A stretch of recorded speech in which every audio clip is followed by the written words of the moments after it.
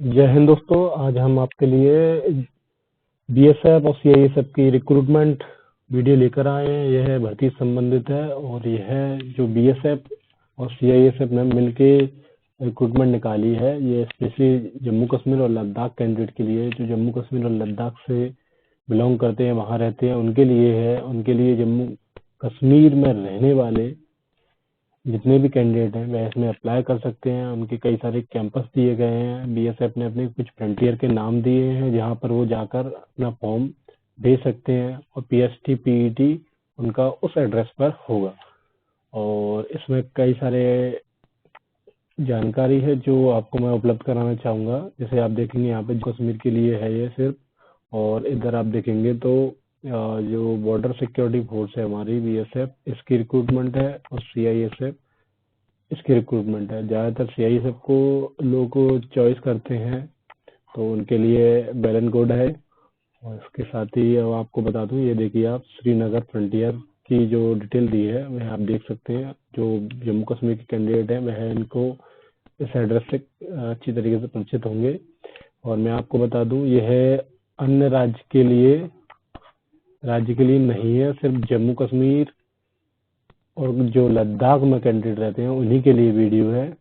तो आप इस वीडियो के माध्यम से और अन्य राज्य वाले जानकारी इकट्ठा करना चाहें अपनी नॉलेज के लिए वह ले सकते हैं, परंतु ये स्पेशल रिक्रूटमेंट है। तो हम वीडियो को आगे बढ़ाते हैं।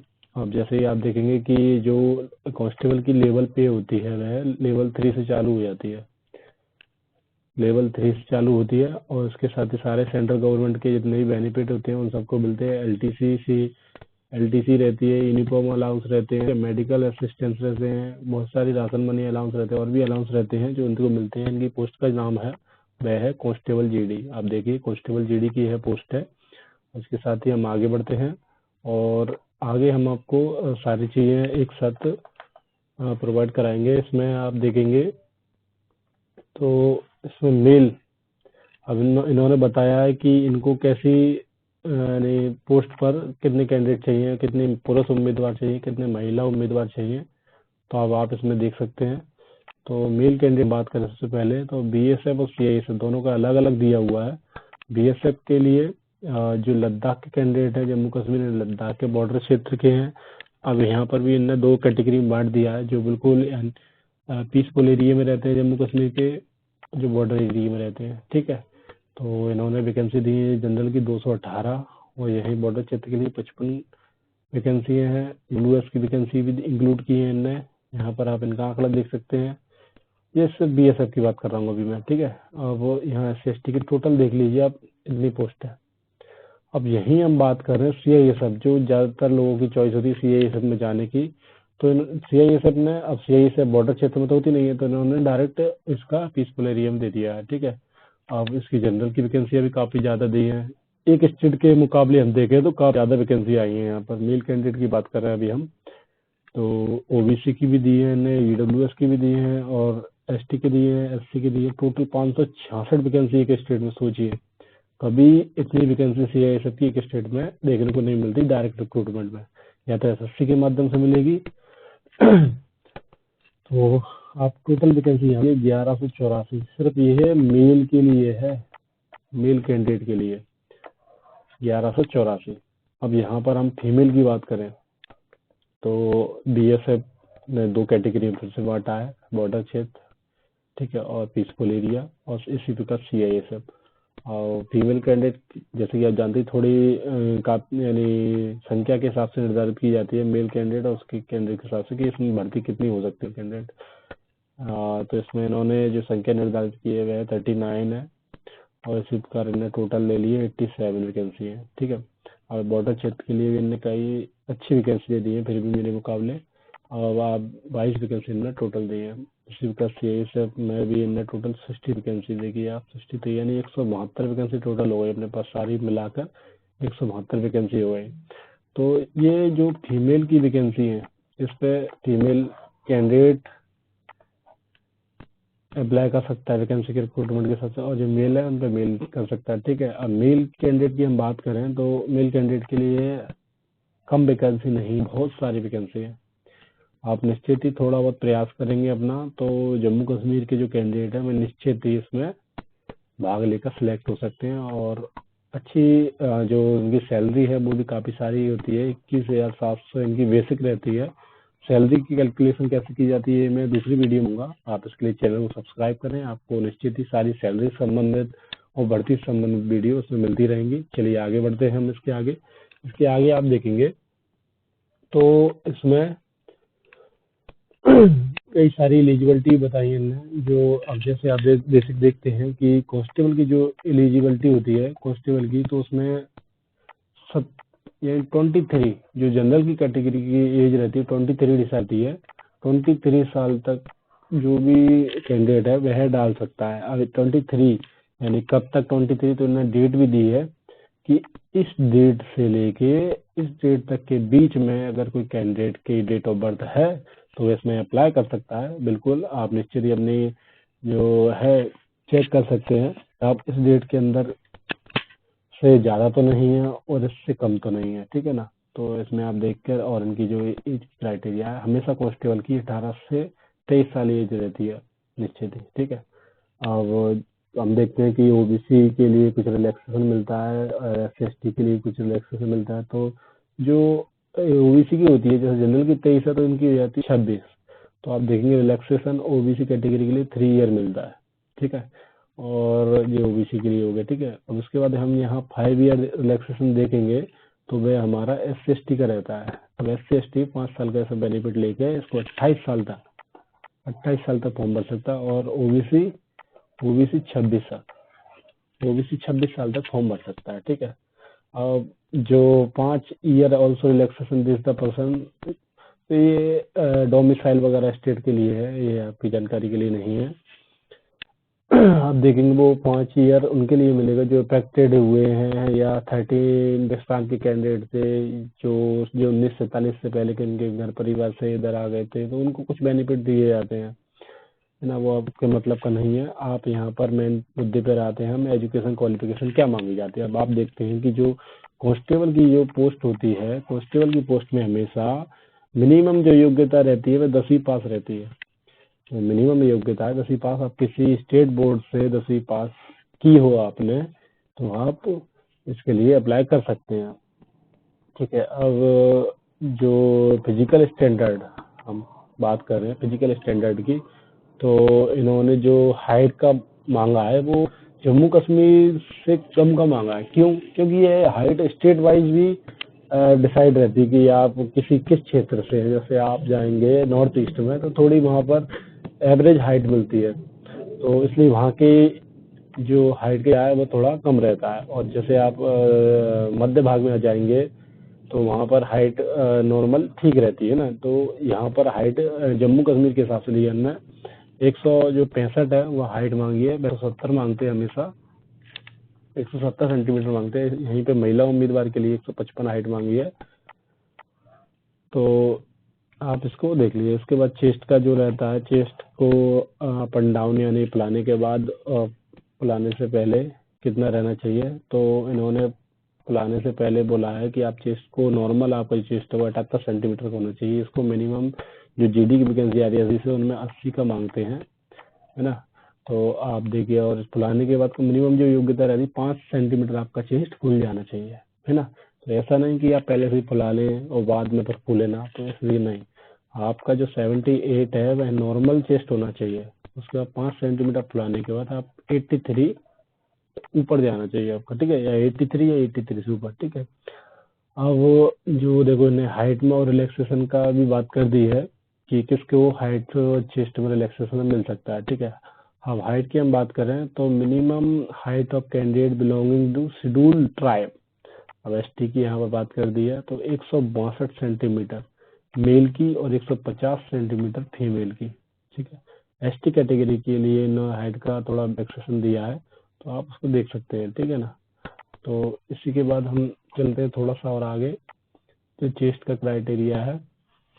चेस्ट के क्राइटेरिया की अगर हम बात करें तो जो 76 सेंटीमीटर मांगा है एसटी कैटेगरी के लिए, 5 सेंटीमीटर जो फुलाना चाहिए, ठीक है, उनका फुलाना आना चाहिए 5 सेंटीमीटर, नहीं 76 से आप 81 तक आपका मांगा है इनने, ठीक है। तो वैसे अभी कितना मांगा था, अभी आपको बताया था 78, ठीक है। तो नॉर्मल है, ये नॉर्मल भी है, ज्यादा कुछ नहीं है इसमें, हर किसी का होता है इतना। तो थोड़ा बहुत अपनी वर्जिश वगैरह करते रहते हैं तो आप निश्चित फिजिकल से जुड़े हुए हैं तो आपका चेस्ट नॉर्मल इतना होगा ही, है ना। अब उसके बाद हम आगे बढ़ते हैं, अब हम मेडिकल स्टैंडर्ड की बात करें आगे जाके। मेडिकल स्टैंडर्ड जो इन्होंने मांगा है वो नॉर्मल जो जीडी का मांगते हैं, इसमें कोई रियायत नहीं दी जाती, कभी मेडिकल में किसी प्रकार की छूट नहीं दी जाती है। मेडिकल हमेशा परफेक्ट ही होना चाहिए। अगर आपको कलर ब्लाइंड है या आपको नज़र का थोड़ा दिक्कत है, चश्मा लगाते हैं, तो आप निश्चित ही उसका अभी से इलाज कराना चालू करिए, है ना। तो कलर ब्लाइंड के स्टूडेंट का काफ़ी सारा जो मेरी एक वीडियो उसमें कमेंट आया था, तो कलर ब्लाइंड के लिए उसको छुपाए हैं मैंने उस वीडियो में बताए, आप जाके देख लीजिए वीडियो मेरे चैनल पर जाकर।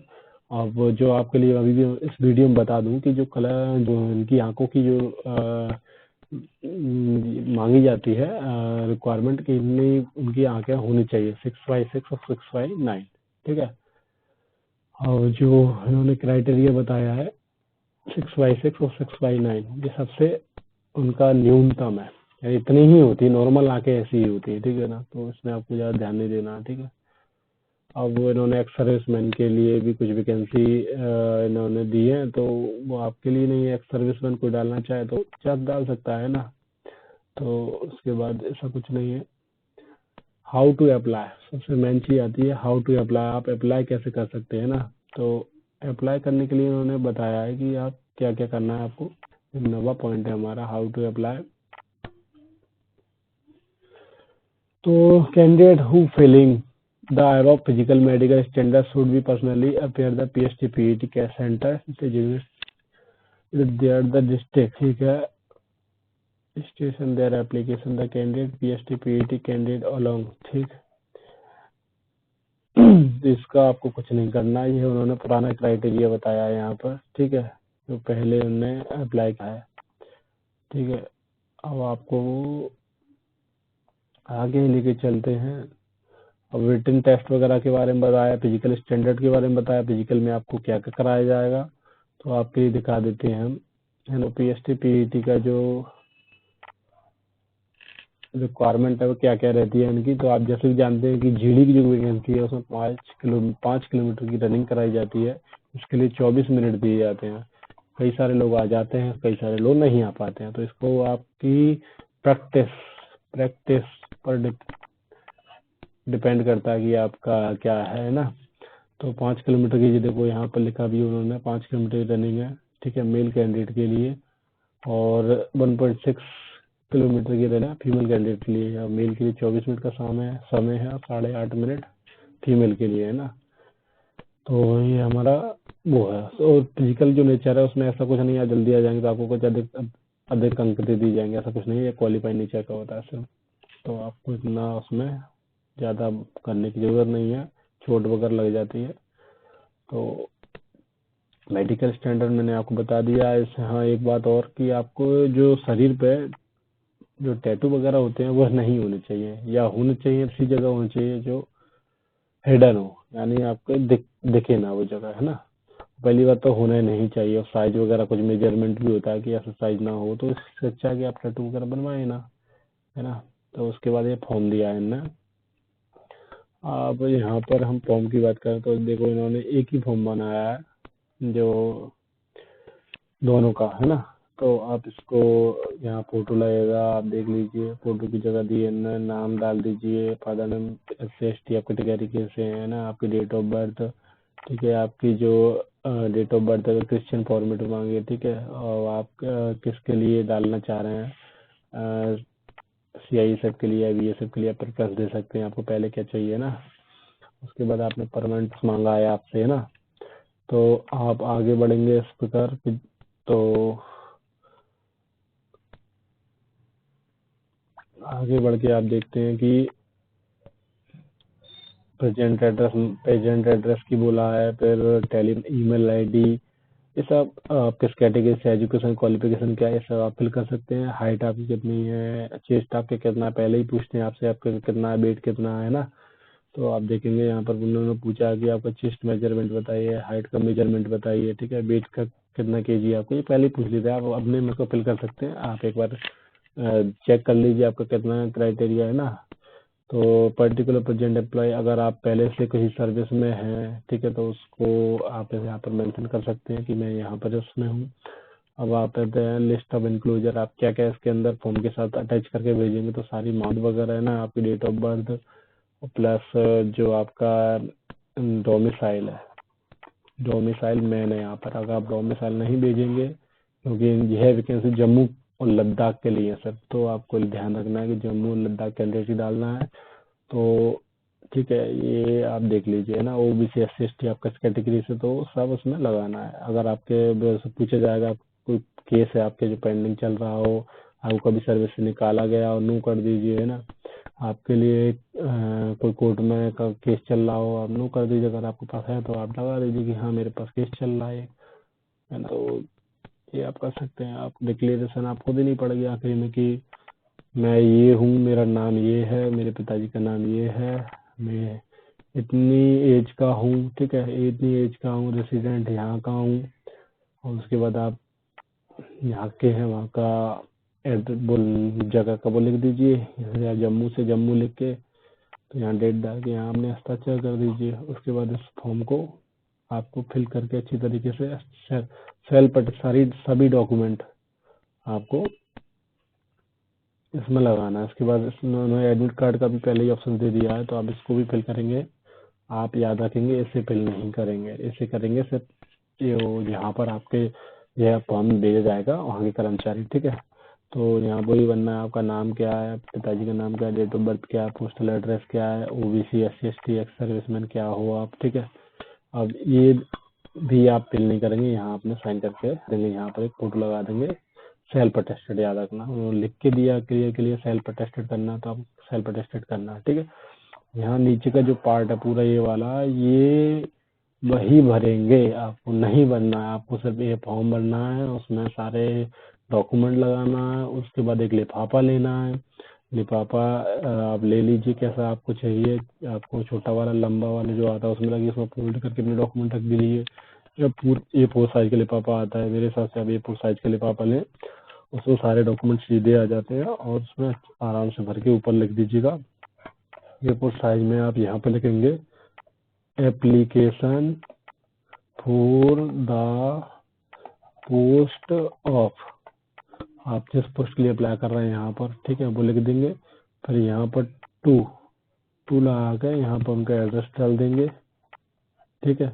उधर की बात यही जो है इधर वाली, यहाँ पर अपना नाम, सबसे पहले नाम, एड्रेस, मोबाइल नंबर ये डाल देंगे, ठीक। और स्पीड पोस्ट इसको आप कर देंगे, ठीक है। तो ये है हमारा जो रिक्रूटमेंट निकली थी बीएसएफ और सीआईएसएफ की कंबाइंड, उसमें आप इस प्रकार रूल फॉलो करेंगे, ठीक है। अब आप जितनी जल्दी हो सके इसी मंथ के अंदर भेज दीजिए ना, तो आपका फॉर्म कंसीडर कर लिया जाएगा। ये जो इन्होंने क्राइटेरिया रखा है, एम्प्लॉयमेंट न्यूज में प्रकाशित होना, यानी एम्प्लॉयमेंट जो भारत सरकार का रोजगार समाचार निकलता है 30 दिन के अंदर मांगा है, तो यह प्रकाशित हो चुका है 17 तारीख के में, 18 तारीख के में। इसलिए आप इसको 30 दिन के अंदर यानी इसी मंथ के अंदर आप भेजें तो बहुत अच्छा रहेगा, है ना। तो आप वो ना देखें। और इसी के साथ मेरी सपना है आपको, हम इस वीडियो से विदा लेते हैं। जय हिंद, जय भारत।